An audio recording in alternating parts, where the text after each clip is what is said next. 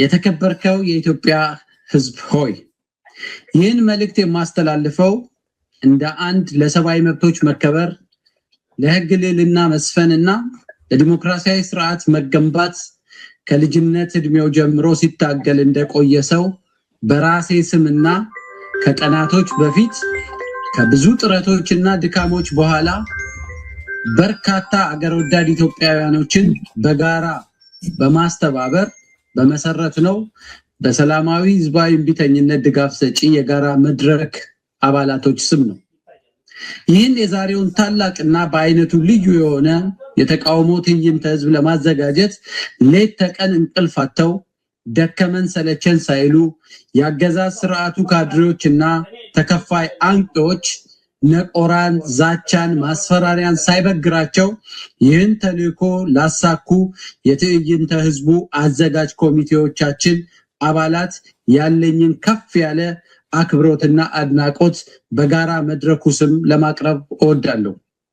የጋራ መድረካችን በርካታ የሀገራችን የፖለቲካ ተዋናዮች፣ በርካታ የሲቪክ ማህበራት ድርጅቶች፣ ታዋቂ ግለሰቦች፣ ምሁራን፣ የሃይማኖት አባቶችን ያሰባሰበ በአጭሩ የኢትዮጵያ ስብጥር ውበትን ያንጸባረቀ ሰፊ ማዕቀፍ ነው። የዛሬው የተቃውሞ ትዕይንተ ህዝቡም ሆነ የጋራ መድረካችን የተሰባሰበበት ዋነኛ ዓላማ እና ግብ በሀገራችን ኢትዮጵያ ጦርነት ተወግዶ ዘላቂ ሰላም ሰፍኖ የግፍ አገዛዝ አክትሞ በኢትዮጵያ ህዝብ ላይ ሰቆቃና ግፍ የፈጸሙ አካላት ሁሉ በሽግግር ፍትህ ሂደት በአደባባይ ተጠያቂ ሆነው ከይስሙላ ምርጫ በፊት ሁሉን አቀፍ የሽግግር ስርዓት ተመስርቶ ሀገራችን ወደ ተሻለ ሰላማዊና ዲሞክራሲያዊ ስርዓት የምታቀናበትን ጊዜና ቀን በጽኑ በመመኘትና እውን ሆኖ ለማየት ካለን ጉጉት ነው። መሪ ቃሎቻችንም እነዚሁ ናቸው። እጅግ የምናከብርህ ስቃይና መከራ እየወረደብህም የአገርህን ተስፋ በጽሞና እና አስደማሚ በሆነ ኢትዮጵያዊ ጨዋነት እየጠበቅ በጸሎትና በምልጃ ፈጣሪህን እየተለማመንክ የግፋዋን ሰንሰለት ላጠበቁብህ ጨካኞችም ጭምር ልቦና እንዲሰጣቸውና ወደ ቀልባቸው እንዲመለሱ እየለመንክ ብዙ የመከራ ዓመታቶችን በዝምታ ላሳለፍከው የኢትዮጵያ ህዝብ ኢትዮጵያ በረጅም ጊዜ ታሪኳ ከአንድ አምባገነናዊ ስርዓት ወደ ሌላ እየተሸጋገረች የመጣች ሀገር እንደመሆኗ ብዙ መከራዎችን እልቆ መሳፍርት የሌላቸው የስቃይ ጊዜያቶችን በዓለም ጥቁር መዝገብ ያሰፈረንን የከፋ ጠኔና ረሃብ፣ እርዝ የለቀቀ ድህነት፣ ሚሊዮኖችን የጨረሱ ተከታታይ ጦርነቶችን፣ የእርስ በርስ ግጭቶችን፣ ስደትን፣ መፈናቀልን አስተናግደሃል። በረጅም ጊዜ ታሪክህ ውስጥ በኢትዮጵያ ህዝብ ላይ የደረሱትን ሰቆቃዎች፣ አስከፊ የግፍ አይነቶች፣ እጅግ የሚያስንቁ የነውር አድራጎቶች፣ በሰው ስብዕና ላይ በብሔርና በሃይማኖት ማንነት ላይ ያነጣጠሩ ጭፍጨፋዎችን፣ ሚሊዮኖችን የጨረሱ የጦር ወንጀሎችን፣ ዝርፊያዎችን፣ አፈናዎችን እና እንደ አውሬነት የተጠጉ የጭካኔ ባህሪያቶችን የተስተዋሉባቸውን ድርጊቶች በልጆችህ፣ በራስህ፣ በወገንህ ላይ ሲፈጸም ያየኸውና የሰማኸው ባሳለፍናቸው 8 የጨለማና የግጭት አዙሪት ዓመታት ውስጥ ነው ቢባል ማጋነን አይሆንም።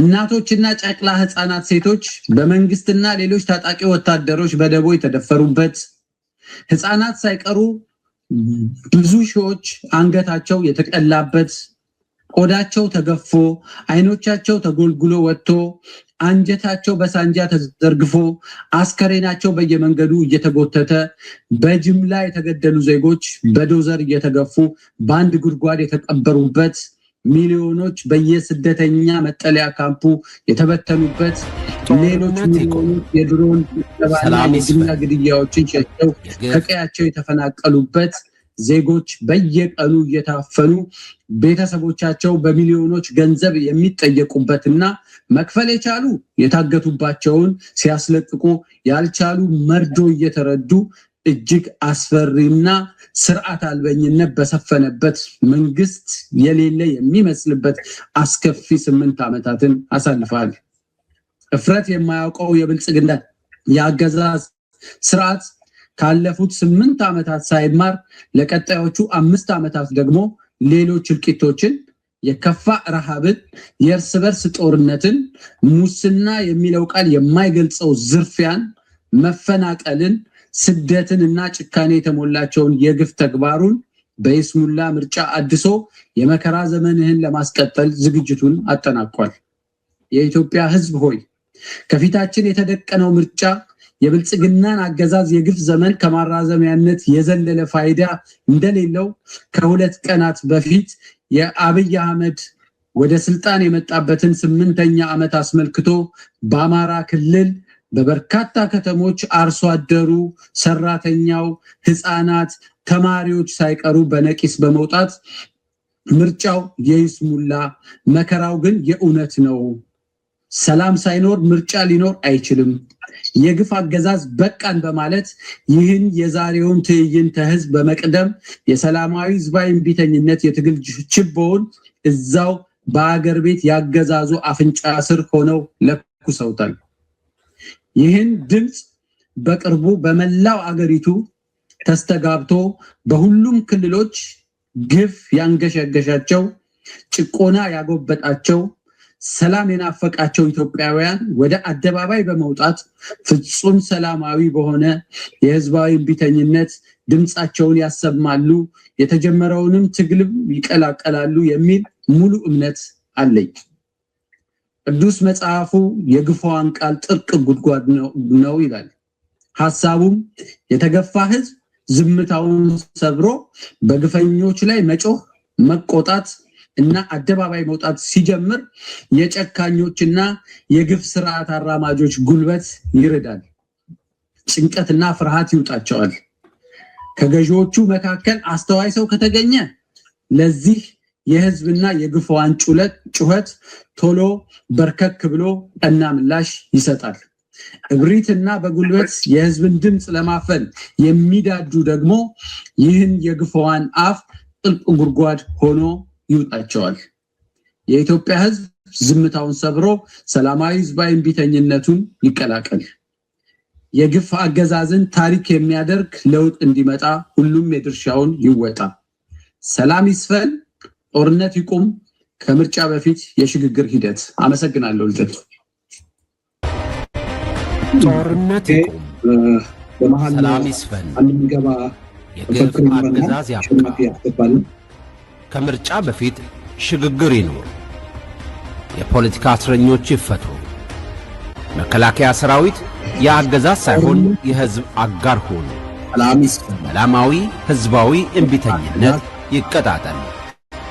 ትግላችን ለስልጣን ሳይሆን ለህልውና ነው። ልዩነታችን ውበት፣ አንድነታችን ኃይል ነው። ስንተባበር እናሸንፋለን።